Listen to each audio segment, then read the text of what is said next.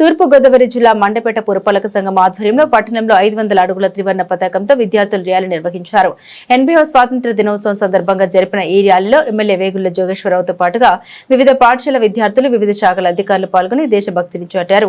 ఈ సందర్భంగా ఎమ్మెల్యే వేగుళ్ల మాట్లాడారు. యువత మాదక ద్రవ్యాలకు బానిసైతే దేశ భవిష్యత్తు కుంటుపడుతుందని, కులమతాలకు అతీతంగా దేశ భవిష్యత్తుకు, రాష్ట్ర పురోగతికి కృషి చేద్దామని అన్నారు. ప్రతి ఒక్కరు స్వార్థం వీడి దేశ సమగ్రత కోసం కృషి చేయాలని ఎమ్మెల్యే వేగుళ్ల పిలుపునిచ్చారు. అనంతరం మత్తు పదార్థాలకు వ్యతిరేకంగా విద్యార్థులు ప్రజలచే ప్రతిజ్ఞ చేయించారు. స్వాతంత్ర దినోత్సవాన్ని రేపు మనం జరుపుకోబోతా ఉన్నాం.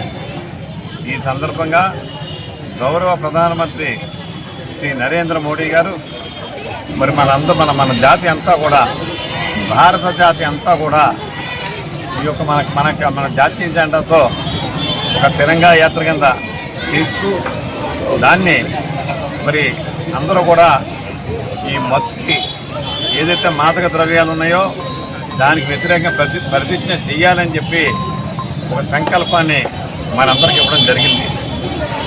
దానిలో భాగంగానే శ్రీ గౌరవ మన ముఖ్యమంత్రి వర్యులు శ్రీ నారా చంద్రబాబు నాయుడు గారు, ఉప ముఖ్యమంత్రులు శ్రీ పవన్ కళ్యాణ్ గారు, శ్రీ నారా లోకేష్ బాబు గారు కలిసి ఇచ్చిన ఆదేశాల మేరకి ఇవాళ మండపేట పట్టణంలో మరి 150 మీటర్లు అంటే 500 అడుగుల పొడవు గల జాతీయ జెండాని విద్యార్థులు, పెద్దలు, సోదరీమణులు, సోదరులు అందరూ కలిసి మరి మనకి రథమూడి వస్తున్నటువంటి శ్రీ అభయాంజనేయ స్వామి విగ్రహం దగ్గర నుంచి మొదలుపెట్టి మున్సిపల్ ఆఫీస్ వరకు కూడా మరి ఈ యాత్రని చేపట్టడం జరిగింది.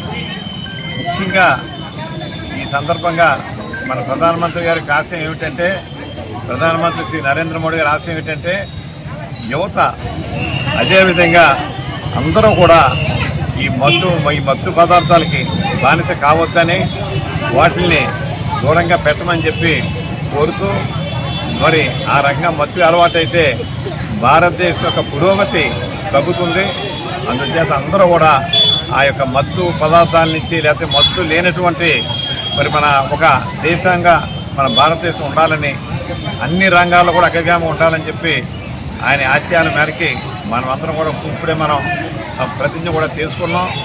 అందరం కలిసిమెలిసి ముందుకు సాగుతూ కుల మత పార్టీల సంబంధం లేకుండా భారతదేశం అంతా ఒకటే, తెలుగువారు అందరూ కూడా ఒకటే అనే నానుడితో మన భారతదేశాన్ని, ముఖ్యంగా అనేక ఇబ్బందులు ఉన్న మన ఆంధ్రప్రదేశ్ రాష్ట్రాన్ని మరి మనందరం కూడా పూర్తి డెవలప్మెంట్ చేసుకోవాలని, అందుకని చెప్పి ఎవరికి వారి చూపే స్వార్థాన్ని విడనాడాలని చెప్పి అందరికీ విజ్ఞప్తి చేస్తూ మరొకసారి స్వాతంత్ర దినోత్సవ శుభాకాంక్షలు తెలియజేసుకుంటూ అందరికీ మాతాకి, భారత్ మాతాకి.